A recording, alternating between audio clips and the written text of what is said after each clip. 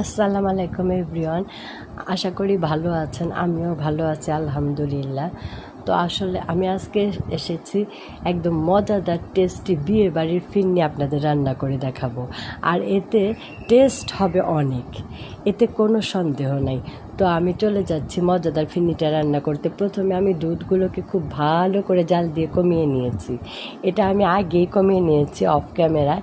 তো এখন আমি দুধটা 1.5 লিটার দুধকে আমি 1 লিটার করে নিয়েছি। তো এই দুধের মধ্যে আমি দারুচিনি, এলাচ দিয়ে দিলাম, গরম মশলা দিয়ে দিলাম, দিয়ে আমি এটা চুলাটা অন করে দিলাম। তারপর আমি এখানে 2 ঘন্টা ভিজিয়ে রেখেছি পোলাওয়ের চাউল। সেই চাউলকে আমি ব্লেন্ডারে আধা ভাঙা করে নিয়েছি। তারপরে সেই আধা ভাঙা চাউলের মধ্যে আমি একটু ঠান্ডা দুধ মিশিয়ে আর একটু জর্দা রং মিশিয়ে এটাকে আমি একটু পেস্টের মতো করে নিয়েছি। যদি আমি এটা গরম দুধের মধ্যে চাউলের গুঁড়াটা দিতে যাই তাহলে দলা পেকে যাবে, এই জন্য এখানে আমি পেস্ট করে নিয়েছি। তারপর আমি দুধের মধ্যে সেই পেস্টটা, চাউলের গুঁড়োর মিশ্রণটা ঢেলে দিলাম। দিয়ে জর্দা রঙটা এখানে আপনারা স্কিপ করে যেতে পারেন। এটা আসলে দেখার সৌন্দর্য, এটা টেস্টের কোনো হেরফের হবে না।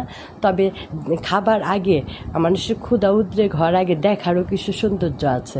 তো এইটাই আমার আসল উদ্দেশ্য।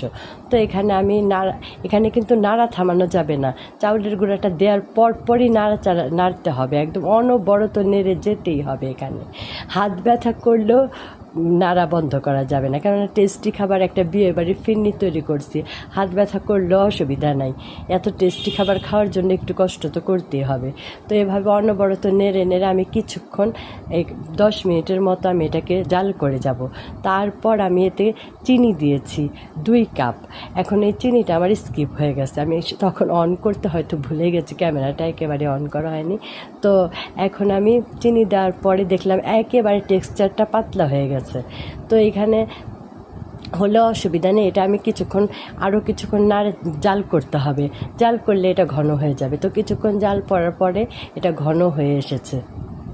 ঘন হওয়ার পরে আমি এখানে দুধ দিয়ে দিলাম, গুঁড়ো দুধ। আমি এখানে আধা কাপের চেয়ে একটু বেশি গুঁড়ো দুধ দিয়েছি। দুধ দিয়ে নাড়াচাড়া করে এতে টেস্ট অনেক বেড়ে যায়, এখানে গুঁড়ো মাওয়ার কাজ করে এটা। তারপরে আমি এখানে নামানোর আগে আমি এখানে ঘি, আমার এটার টেক্সচার একদম ঠিক হয়ে গেছে। এখানে আর শুকাবো না, আমি অনেকটা ঘন করেছি। তরল আমি বেশি রাখিনি, আমি অনেকটা ঘন করেছি। তো এখানে আমি নামানোর আগে 1 চামচ ঘি দিয়ে নামিয়ে নিলাম। এই ফিরনিটা এত টেস্টি হয়েছে যে আমি ভয়েস দেওয়ার আগে আমার ছেলে মেয়ে খেয়েছে, তারা বলেছে যে বিয়ে বাড়ির ফিরনিকেও হার মানাবে, এত টেস্টি ফিরনি হয়েছে। আপনারা একবার হলেও ট্রাই করে দেখবেন যে এটা টেস্টি হবে, এটা আমি বলতে বাধ্য।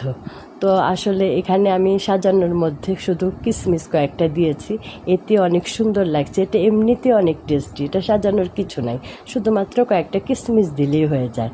তো আমার রেসিপি যদি আপনাদের একটুও ভালো লেগে থাকে, কোথাও কোনো কিছু যদি আমার রেসিপিতে আপনাদের পছন্দ হয়ে থাকে, আপনারা আমার পেজটা ফলো করে দিবেন, আমাকে একটু লাইক, কমেন্ট, শেয়ার করে দিবেন।